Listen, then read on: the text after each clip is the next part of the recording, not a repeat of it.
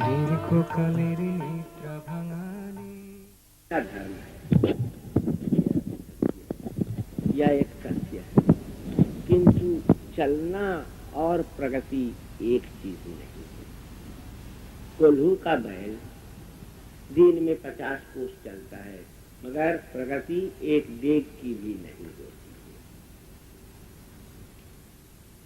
है। इस जगत में हर सत्ता को केवल जीवित सत्ता को ही नहीं, हर सत्ता चेतन अचेतन सबके लिए चलना फर्ज है। अचेतन सत्ता परम पुरुष की भावना से प्रेषित होकर आगे बढ़ती है, चलती है। उन्हें मालूम नहीं है कि वो चलती है, और चेतन सत्ता को मालूम है कि वो चलती है। जिस चेतन सत्ता को मालूम है कि चलना सिर्फ नहीं, उन्हें प्रगति भी करनी है, उसी चेतन सत्ता को हम मनुष्य कहते हैं। मनुष्य माने मन प्रधान जीव, और जीवों से मनुष्य का मौलिक पार्थक्य यही है कि मनुष्य मन प्रधान है।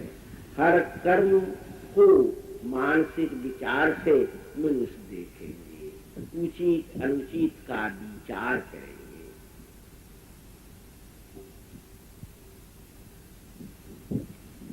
आज के मनुष्य महसूस करते हैं कि मध्य युग में, मिडिवल एज में, मनुष्य के सीधापन को एक्सप्लॉइट करके कुछ लोग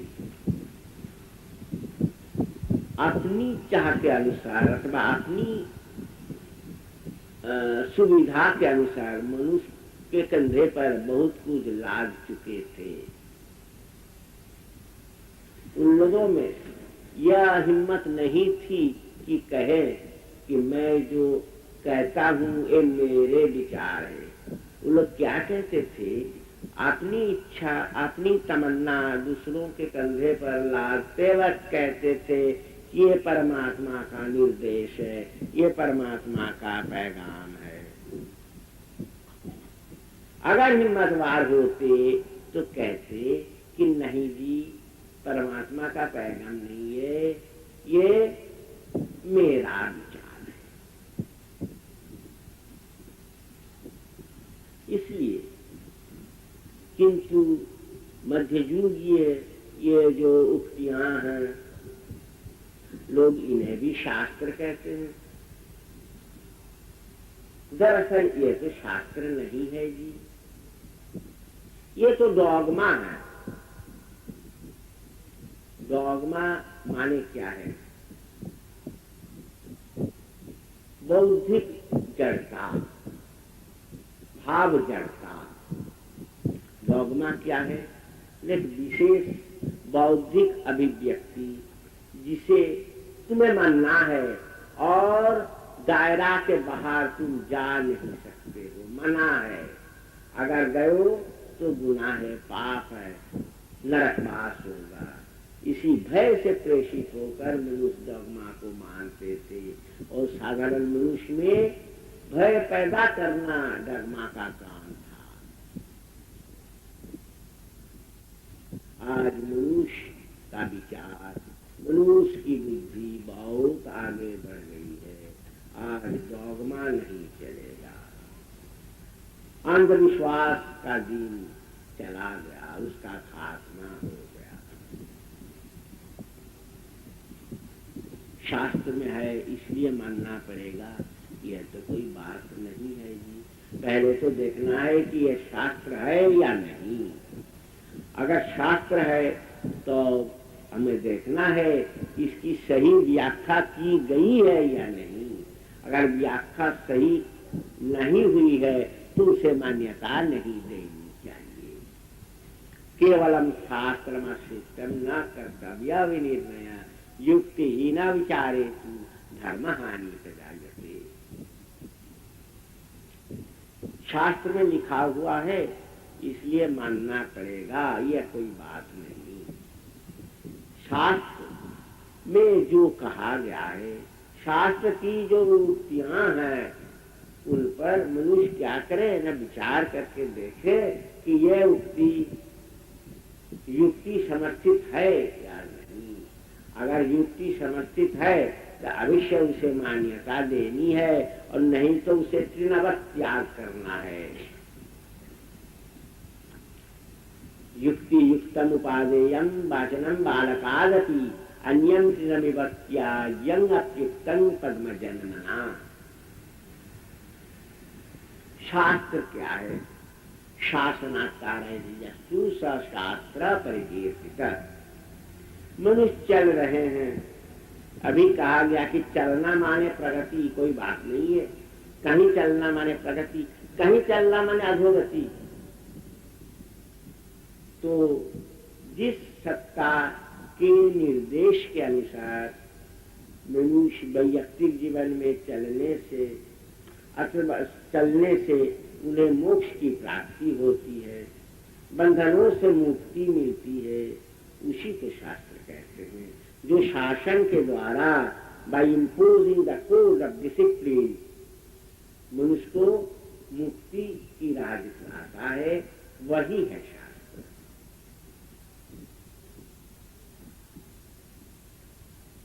सिर्फ वैयक्तिक जीवन में नहीं, वैयक्तिक जीवन में साधना जगत में तो अवश्य ही है, और सामाजिक जगत में भी मनुष्य को क्या करना चाहिए? मिलजुल के इस तरह से चलना चाहिए ताकि एक के कारण दूसरों को असुविधा भोगना नहीं पड़े, और एक की प्रगति दूसरों की अधोगति का कारण नहीं बन जाए।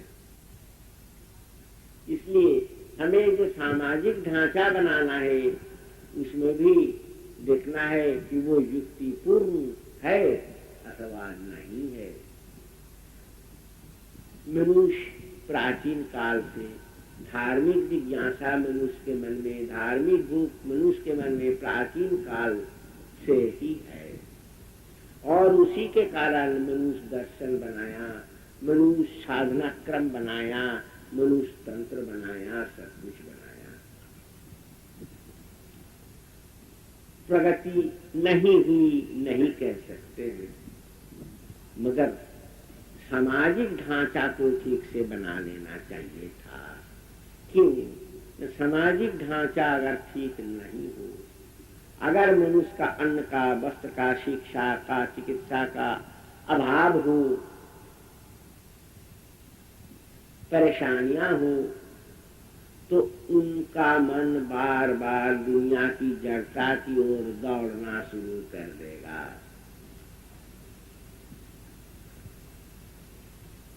खुदा परस्ती से वे खुद परस्ती में बद्ध हो जाएंगे। इसलिए मनुष्य को चाहिए आध्यात्मिकता के आधार पर एक ठोस सामाजिक संरचना भी बना लेना, और यह संरचना मनुष्य जितना जल्द करते हैं उतना ही अच्छा है। मानवता की मुक्ति उतना ही आसान बन जाएगा। अब ये जो शास्त्र है, शास्त्र की सही व्याख्या होने से मनुष्य की सर्वात्मक तरक्की होगी।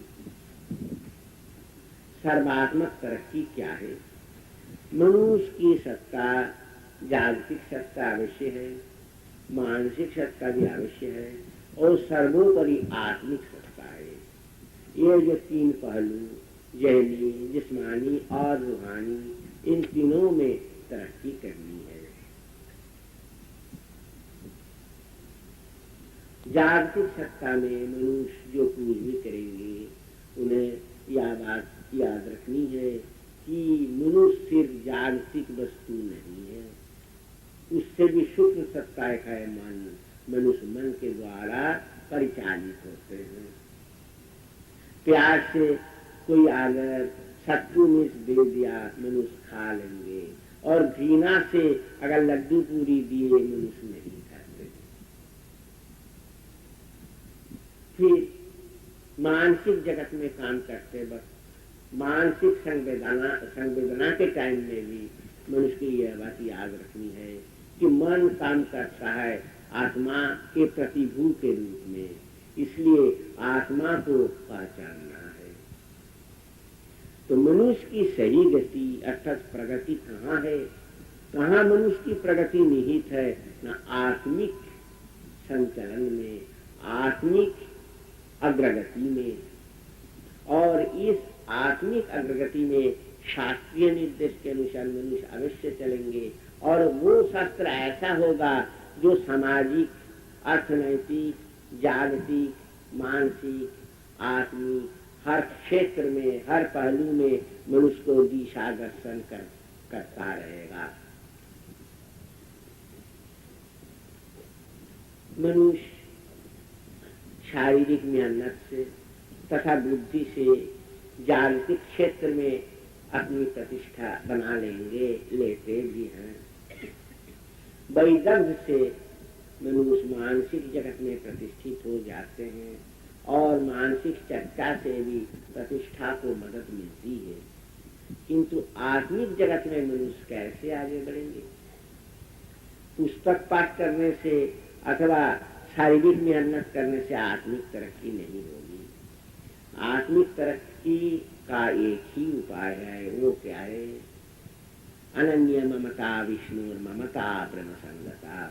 और चीजों से मानसिक वृत्तियों को क्या करना पड़ेगा? प्रत्याहार करना पड़ेगा, विद्रॉ करना पड़ेगा, और उन वृत्तियों की सामूहिक शक्ति को परम पुरुष की ओर चला देना पड़ेगा।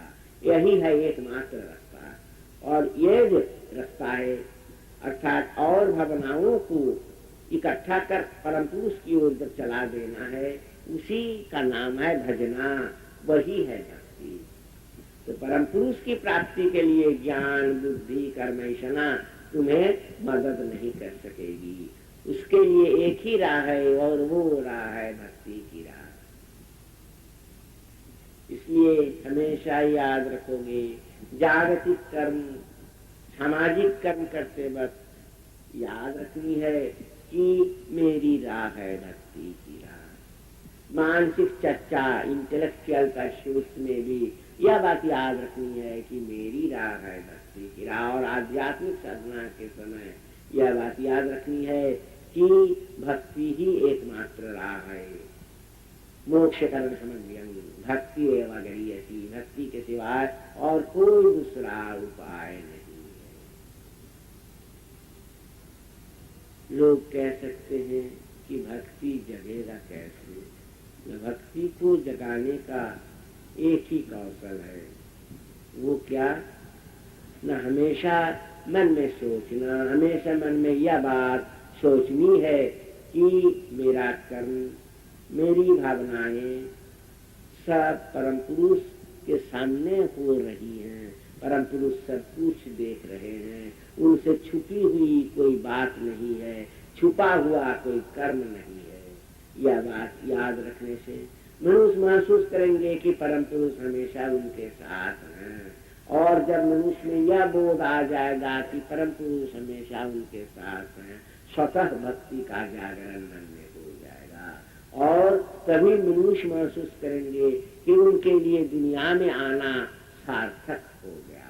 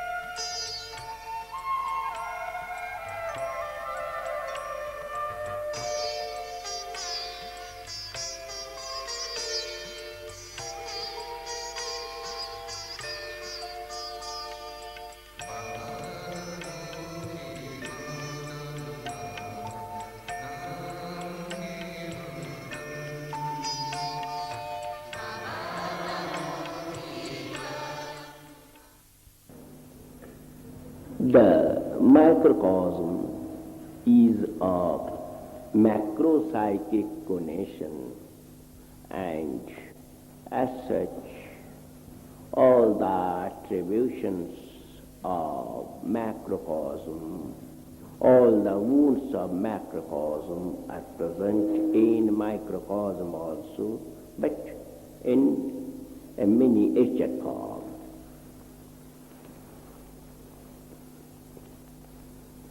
By nature, microcosm is an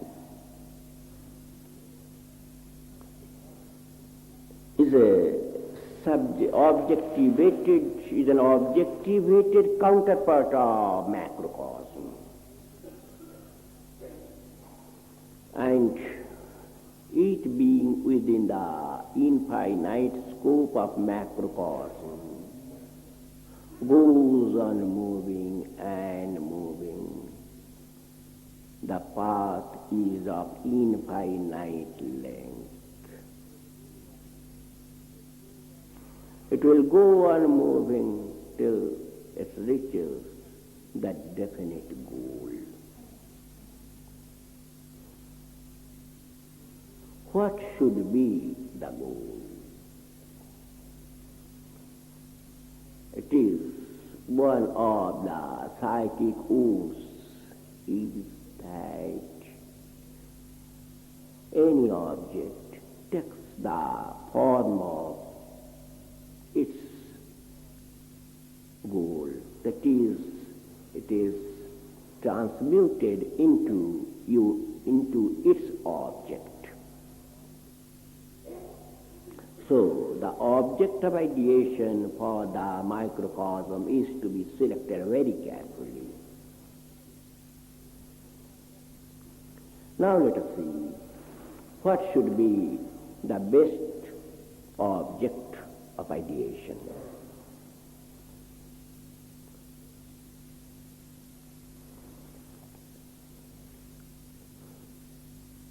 First of all, take the case of the tempos eternal. What it is? It is a psychic measurement on the motivity of action. Now, can it be the object of ideation? It cannot be the object of ideation because first thing is, it is a psychic measurement.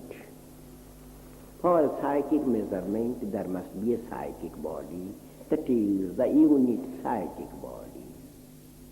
And when the unit psychic body measures it, it cannot be the supreme entity, hence it cannot be the object of ideation. Second requisite factor is that it is psychic measurement. To measure, it is a verb. Now, psychic measurement means psychic mobility, and psychic mobility means change of space. The entity that requires a psychic change of place or change of space cannot be the supreme entity. For this reason also, the tempos eternal cannot be your object of ideation. Third thing is, this measurement is on the mobility or motivity of action. What is motivity or what is mobility? It also is based on change of physical place or space. Then first this physical world is to be created, then the measurement of action is to be done by the psychic body of the microcosm. So the factors, the entity whose very existence depends upon these physical or psychophysical factors cannot be the supreme entity.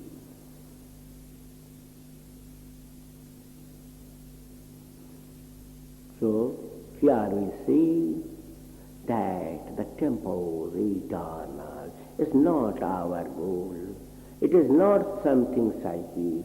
It is not even something abstract. It is worse than the abstract. So it is something cruder than human beings.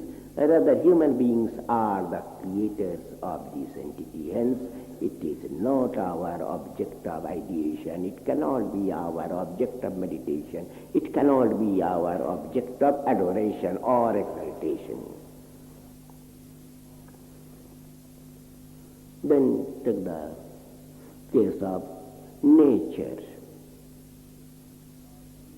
There are some persons, or there were some persons in the past who were worshippers of nature, worshipping tree, worshipping sky, like this. Can nature be the object of ideation? No, certainly not. What is nature? Nature is the name of a particular style according to which the operative principle functions. It is simply a style. That style cannot be the object of meditation or ideation. And second thing is, as nature is nothing but a style only, if that style becomes the object, then the very entity will be converted into a style only. A foolish idea. So, the nature worshippers, they may be learned scholars, but they move in fool's paradise. Nature cannot be your object of ideation. Then third, fate. There were and there are many people who are fatalists. They are worshippers of fate. Fatalist means worshipper of fate, worshipper of fortune and fate. They are worse than nature worshippers. What is fate? There is nothing called fate in this universe. So far as the philosophy can say, there cannot be anything called fate. What is fate? When each and everybody will have to undergo the reaction of his past actions. When the original action is known, we say it is the reaction of that action. Suppose your finger comes in contact with fire. You will get the pain, you will have to suffer, but at that moment you will say, or you will feel that because the finger came in contact with fire, that's why he is undergoing the trouble. But when the reaction takes place after a long gap, and when the original action is not known or forgotten, or the original action took place in another past life, there you do not know what was the original action, in that case you say it is fate, it is fate. But actually there is no fate. What we call fate is actually reaction of our past actions. In Sanskrit it is called sanskar. Sanskar. In Latin, reactive momenta.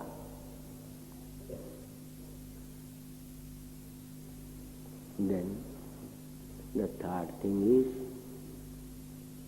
so this fate cannot be the object of ideation. Fate is simply the reaction of original action. So when there is no original action, there cannot be any reaction. So reaction is a creation of your own action. When reaction is a creation of your own action, you are the creator, you are the father of reaction. So how reaction can be your object of ideation? No. A man must not be fatalist, a man must not be fate worshipper, a man should be bold. He should boldly face all troubles, all consequences.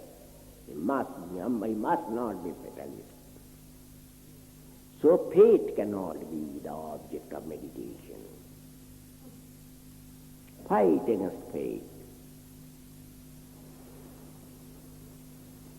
Then some people say that this earth is of accidental creation. This universe is of accidental creation.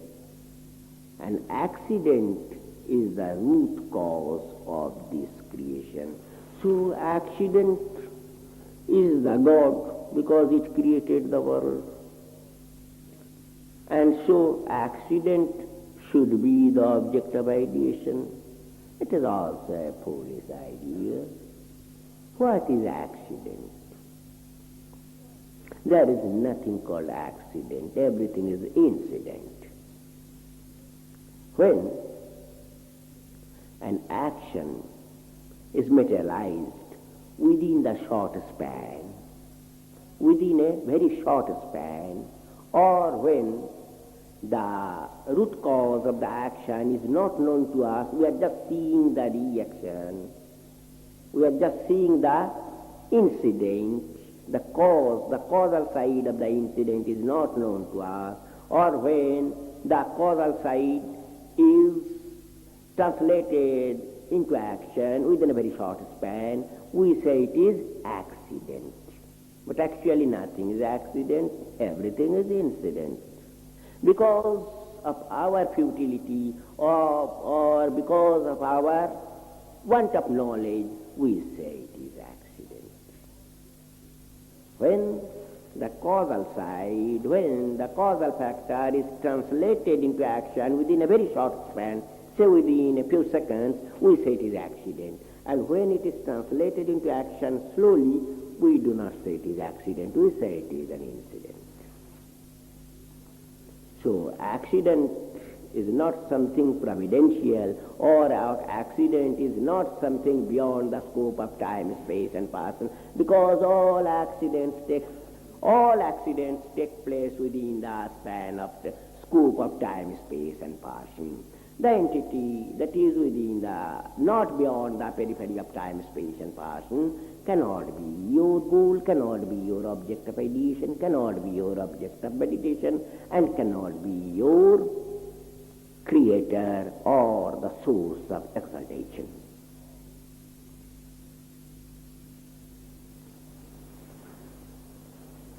Some people say, these quailment factors, suppose this universe is made of the quailmental factors. What are these factors?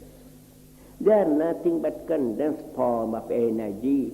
And what is energy? It is nothing but the condensed form of psychic stamina. Then how these quailmental factors of this express world can be the object of ideation? They cannot be your goal. They cannot goad you unto the path of beatitude. So those who are worshippers or meditators of quailmental factors are misguided people. They are just wasting their energy for nothing.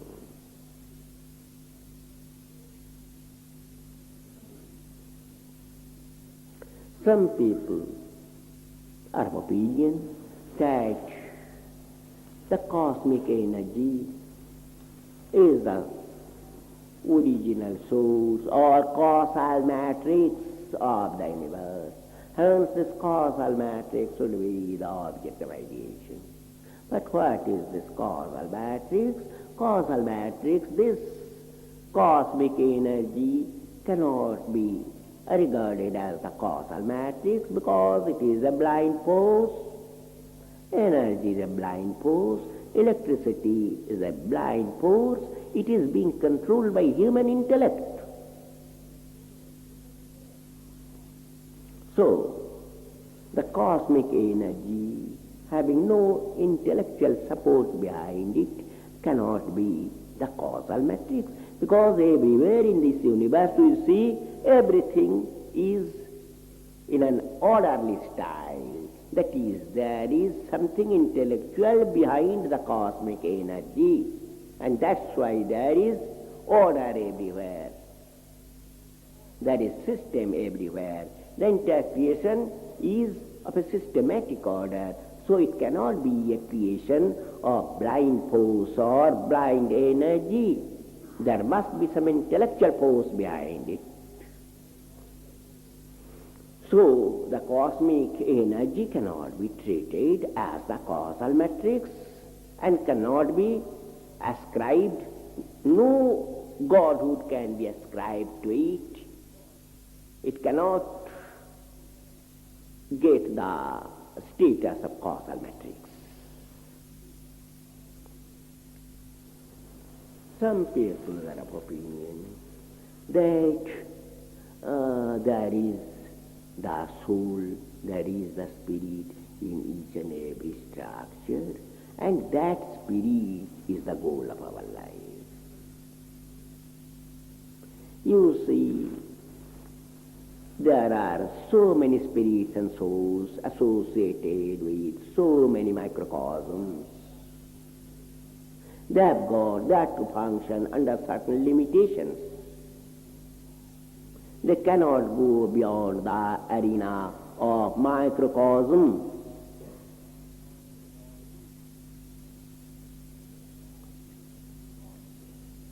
An object, or rather an entity, having such a limited scope, like unit spirit or unit cognitive faculty, cannot be your object of ideation, cannot be the Supreme Creator. Then, who is your object of ideation? Who should be your object of ideation? Who is the faculty that creates you, feeds you, and takes you on his lap when the proper time comes?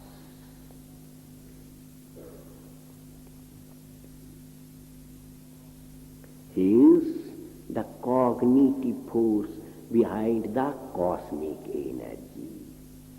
He controls the cosmic energy with his intellectual and intuitional power. He is the Paramapurusha. And actually he is the causal matrix. And so he should be your only object of ideation, only object of meditation. And he is the Supreme Father. There is no other alternative but to move along his path. He knoweth all, be one with him. Now, from the very start of your life in distant past and up to the final culmination of all your movements and marches, you are with him. You will be with him, and under no circumstances you can be away from him. So he is the only object of ideation, that Paramapurusha. The root meaning of the term Baba is the dearest one or the nearest one. As he is the Supreme Father, the Paramapurusha, he is Baba of the entire creation. And because you are the created being, you are his loving children, you are also his Baba, because Baba means nearest and dearest one. As he is your only object of ideation, as his name is the only projection of your microcosmic entity, only thought projection, only introversal projection, intro cum extroversal projection.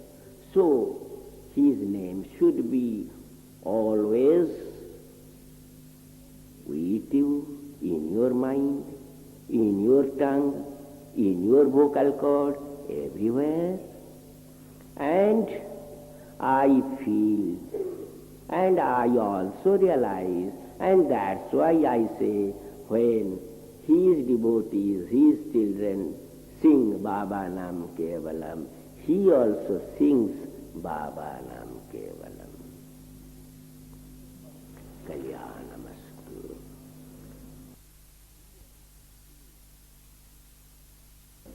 Now what should I say? DMC is over.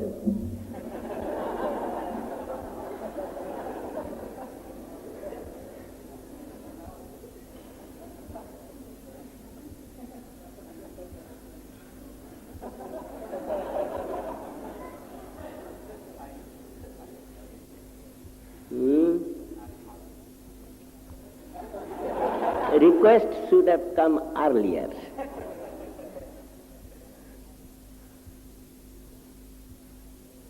But yes, there is many a thing to say regarding this ancient alpine civilization, but I didn't get the chance. Last night during DMC, I said Parama Purusha is the only object of ideation.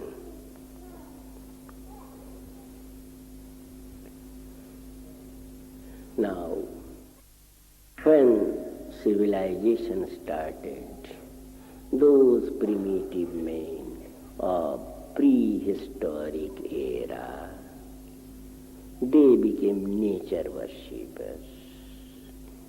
And as human society and human civilization went on progressing, they started their philosophical surveys just to find out the person behind the curtain. These natural manifestations, these so many ostentations of pomp and grandeur, these so many emanations of lights and colors. Behind all these things, there is a personality that lies coverted behind all. And he is the Parama Purusha. But during this search, during this intellectual-intuitional research, they created so many scriptures where their logic failed. They say that it is the word of the God. And they did many a thing that didn't help the human society to become one. Knowingly or unknowingly, consciously or unconsciously, they encouraged Pisiparous tendencies. The subtlest standard of veracity remained covered behind those so many scriptures. That's why it has been said, once upon a time, the King Yudhishthira was asked several questions regarding human values rather cardinal human values. Regarding this spirituality, the question was, what is the correct approach? What should be the correct approach? So many scriptures say so many things. So many social codes say so many things. Then what an ordinary man is to do? What an ordinary spiritual aspirant is to do? The reply was, Shruti vivinna smritayo vivinna naikamuni yashamatam na vinnam dharmasya tattvam nihitam guhayam mahajano yena gata sapantha. So many scriptures say so many things, and they are sometimes contradictory to one another. Now what to do? What an ordinary man is to do? Whom to follow and whom not to follow? Smritayo vivinna. There are so many social codes in the world. Whom to follow and whom not to follow? And amongst the intellectuals, there are diversities of opinions. One intellectual doesn't tally, doesn't recommend, doesn't support the views of others. And it is the greatest weakness of intellectuals that they always encourage disunity. They always support heterogeneity. And one spiritual aspirant once upon a time remarked that these intellectuals are the polished satans. Naika muniri yashamatam na vinnam. Then where lies the secret of dharma? Dharma means spirituality. Not spiritualism, but spirituality.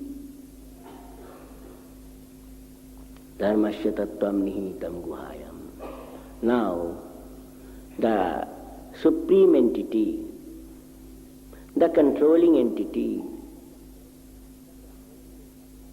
the final stance of dharma lies coverted within one's own eye feeling. That is, you are to search internally and not externally.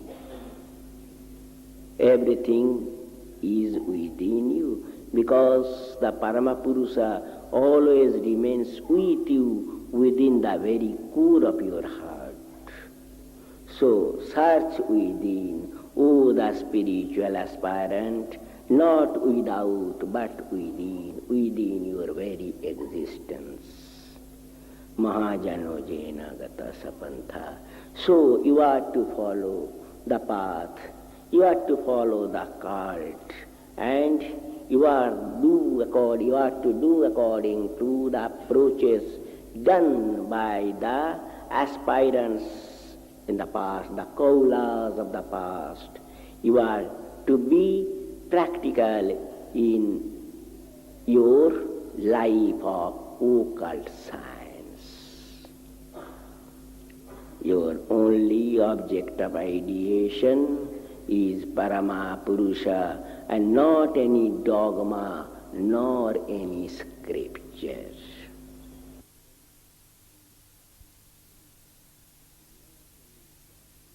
There cannot be more than one noumenal cause. The supreme noumenal entity is a singular one. So the conception of so many gods, so many goddesses, so many ghosts are all based on defective ideas. The Supreme Father, the noumenal entity, is a singular entity, and that noumenal entity is the loving Father. One's relationship with the loving Father is that of love and affection, is a domestic relationship. There is nothing formal or nothing sort of formality in it. The relationship is purely domestic, a family relationship. So the noumenal cause is not just a theoretical entity, it is your father, your dearest and nearest one. And one should not be afraid of God, one should not be God-fearing, one must be God-loving. One should not be afraid of hell, and one must not have any charm or fascination for the so-called heaven. One must know that one has come from that supreme progenitor, and one's culminating point of all sorts of marches, all sorts of movements is that Supreme Father. Everything cometh from him and goeth back to him. The relationship is that of love and affection and not of any fear complex. One must not say, "Oh God, I am a sinner." You need not say like this. It is superfluous to say like this, because whatever you did is known to him. Then what's the necessity of saying, "Oh God, I am a sinner"? He knows everything. You need not remind him that you are a sinner. And you know, if you always think like that, "I am a sinner, I am a sinner," and actually you will become a sinner if you are not a sinner. Because what a man thinks, he becomes like that. If you always think like, "I am a sinner, I am a sinner," then actually you will become a sinner. So what you are to think, what you are to ideate upon, that is, "Oh Father, I am your loving son. I was a bit misguided. Now please help me. And I want to sit upon your lap. I want to remain with you. I want to be an ideal boy, an ideal girl of yours. Just help me. I am very weak and you are the strongest personality." You should say like this. Why should you say, "I am a culprit, I am a sinner, I am a bad man"? And you may be in the social sphere, in any other sphere, in civic sphere, in any other sphere of the society. You may be a bad man, you may be a bad girl, but for your Father you are not at all bad. He will always try to save you and always try to rectify you. He has got immense grace for you. So you should not destroy or distort your career by saying that, "I am a sinner, I am a bad man." Then naturally Father will be angry. He will say, "Oh, naughty chap, I know you are a sinner. What's the necessity of saying like this?" So you should remember the noumenal cause, although it is the supreme entity in the entire universe, but it has got a very close relationship with you. That supreme noumenal entity is your loving Father, and he is not the judge of a court. He is your loving Father. The relationship is purely domestic. Now, when one is ensconced in this supreme stance or supreme idea, one will be successful in each and every arena of human life. Whatever he will do, suppose he is doing some social service, he is rendering some social service, his service will be beautiful and he will get immense pleasure in it. But if there is no love for the supreme entity, then what will happen? Your work will be fruitless and you will suffer from different kinds of psychic diseases, including prostration. If you do your sadhana for 10 or 20 or 24 hours in a day, but there is no love for the supreme entity, you are simply what? misusing the time, abusing the time. So the first and foremost thing is that you should always remember that you are not an ordinary man. You do not come from an ordinary family. You come from the noblest and highest family of the universe, because your father is the most respectable person in the entire universe. So you must not suffer from any sort of defeatist complex, any sort of fear complex, and any sort of hopelessness or helplessness, because your father is always with you. You know, the supreme noumenal entity maintains the closest relationship with all other apparent noumenal entities, so-called noumenal entities. And those so-called noumenal entities maintain link with each and every expression of this universe. This indirect link of the noumenal entity is called Pruta Yoga in Sanskrit. That is, whatever you are doing is indirectly known to him through your direct noumenal entity.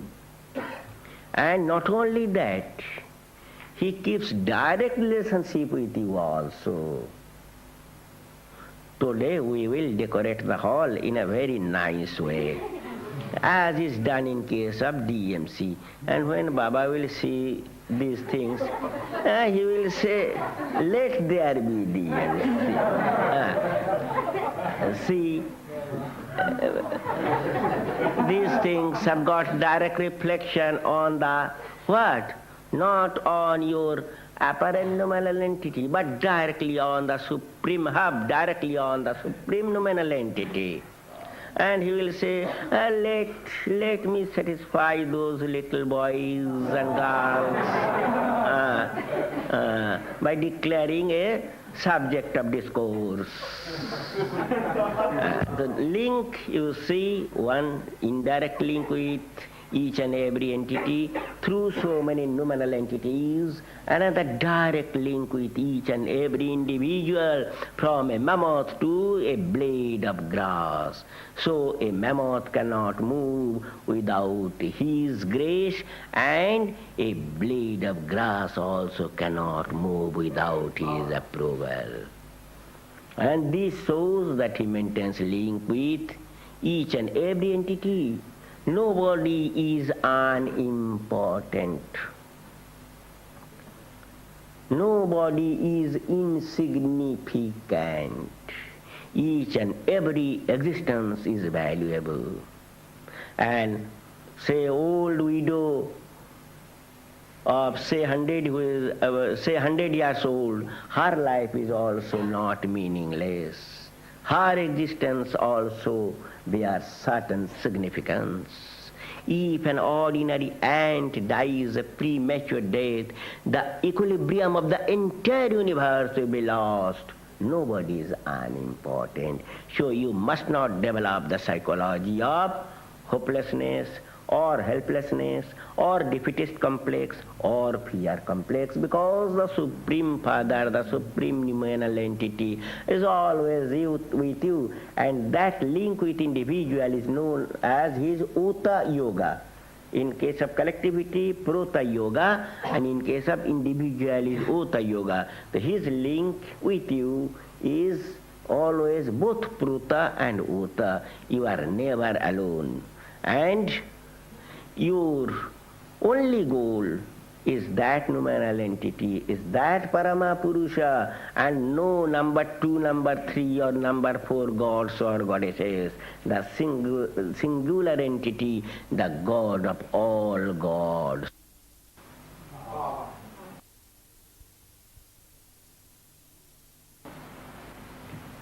Last night I said that in our psycho-spiritual process, our starting point is within the realm of time, space and passing. And our goal, for which I use the term supreme nominal entity, is beyond the reach of time, space and passing.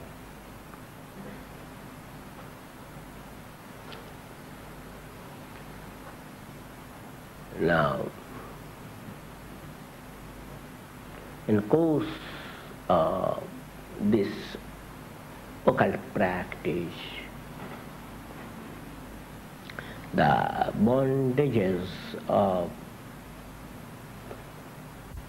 mutative principle,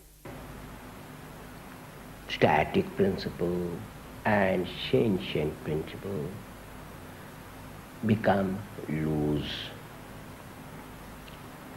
Now, when the bondage of static principle disappears, the aspirant enjoys a particular nature of bliss.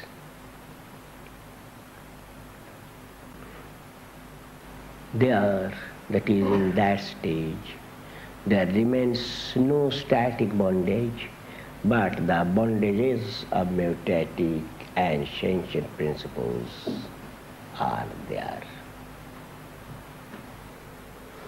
Then again, the bondage of mutative principle disappears.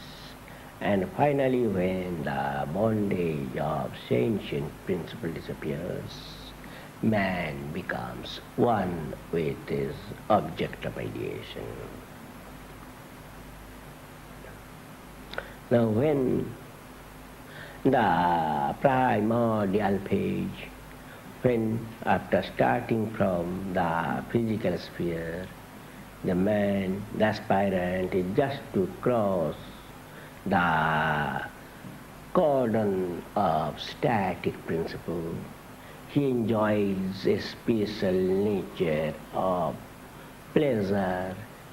You may say pleasure because it is not the supreme beatitude, but it is a distorted form of beatitude, not purely pleasure, something higher, something subtler, something more charming, more beautiful, more fascinating than pleasure.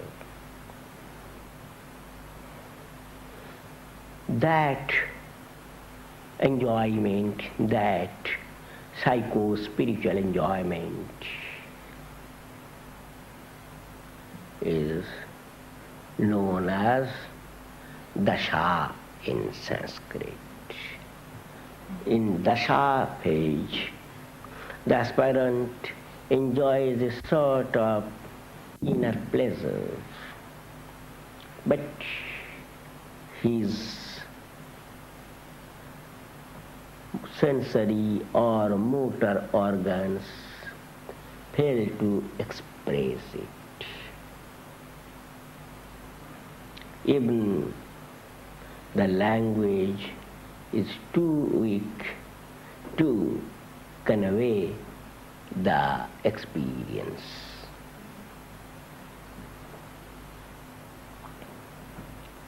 That stage of human mind is called dasha. It tries to express something, but his vocal cord cannot produce the sound. In that stage, he may create a sound like this, but no definite language is expressed. Just when the aspirant crosses the cordon of the supreme point, static point, just to the other side, he feels another type of pleasure. And in that case, it is a subtler phase. In that case, he feels that he is with his goal. He is with the supreme entity. And the universe is also there.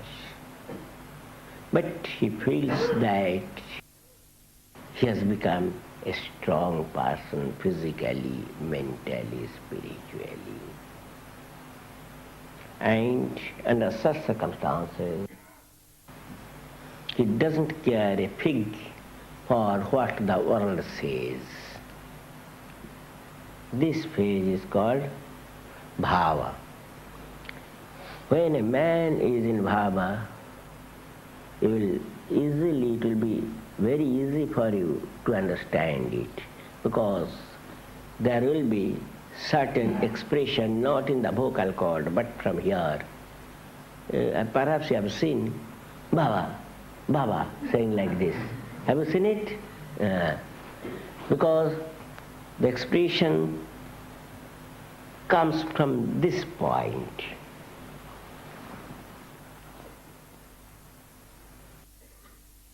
Then when the aspirant crosses the cordon of the mutative principle,